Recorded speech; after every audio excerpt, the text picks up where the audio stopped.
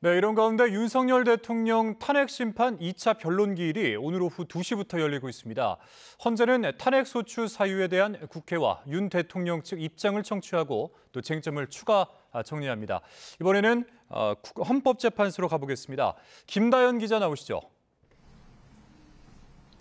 네, 헌법재판소입니다. 네, 윤 대통령 측이 어제 기일 변경을 신청했었는데 대리인단이 결국 재판에 나왔군요. 네, 그렇습니다. 윤석열 대통령 측은 공수처에 체포된 어제 탄핵 심판 2차 변론 기일을 변경해달라고 헌재에 요청했습니다. 헌재 심판에 출석하는 건 당사자로서 보장받아야 하는 일종의 권리인데 구금된 상태라는 걸 이유로 든 것으로 전해졌습니다. 그러나 헌재가 논의 끝에 이 신청을 받아들이지 않기로 하면서 오늘 변론은 예정대로 진행되고 있습니다. 이에 따라 윤 대통령 측 대리인단은 헌재에 출석했는데요. 기자들의 질문이 쏟아졌지만 배진환 변호사는 변론을 직접 보면 궁금해하는 내용이 다 나올 거라며 말을 아꼈습니다. 오늘 변론에서는 어떤 내용이 다뤄지고 있습니까? 네, 일단 오늘 변론은 국회 측에서 소추 사실 요지를 먼저 진술하고요. 윤 대통령 측에서 이에 대한 의견을 진술하는 방식으로 진행되고 있습니다. 또 증거 체부를 진행하고 채택된 증거에 대해서는 조사에 나설 예정입니다. 먼저 국회 측은 비상계엄 선포 행위와 국회 봉쇄 및 침입 행위, 중앙선관위 침입 행위, 포고령 선포, 법관들에 대한 체포와 구금 지시를 쟁점으로 소추 사유를 설명했습니다.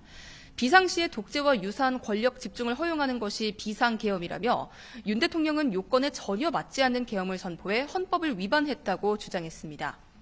반면 윤 대통령 측은 대통령이 부정선거에 대한 제보를 많이 받았다며 의혹을 밝히는 것은 당연한 대통령의 책무라고 강조했습니다. 대통령이 비상사태로 판단해서 계엄을 선포할 수밖에 없는 상황이었다는 겁니다. 윤 대통령 측은 또 선관위 시스템 보안관리 회사도 전문성이 매우 부족한 회사라며 장비 제조사는 대북 송금 의혹을 받는 쌍방울의 계열사였다고 주장하기도 했습니다. 윤 대통령 측은 헌재에 추가 답변서를 제출하기도 했죠. 네, 맞습니다. 윤석열 대통령 측은 비상계엄 당시 발표한 포고령 1호는 김용현 전 국방부 장관이 잘못 작성한 거라는 취지의 2차 답변서를 제출한 거로 알려졌습니다. 이 답변서에는 포고령 1호가 김 전 장관이 종 전 대통령에게 국회 해산권이 있을 당시 예문을 그대로 베껴온 거라는 내용이 담긴 걸로 전해졌는데요. 또 모든 절차를 평화적으로 신속하게 진행하고 국회의 해산 결의 시 종료하려고 했던 것인데 문구의 잘못을 부주의로 간과한 것이라고 해명한 걸로 알려졌습니다. 윤 대통령 측은 국회 탄핵 소추가 위법하고 거대 야당의 폭주로 계엄을 선포할 수밖에 없었다는 내용의 답변서도 제출했습니다. 지금까지 헌법재판소에서 YTN 김다현입니다.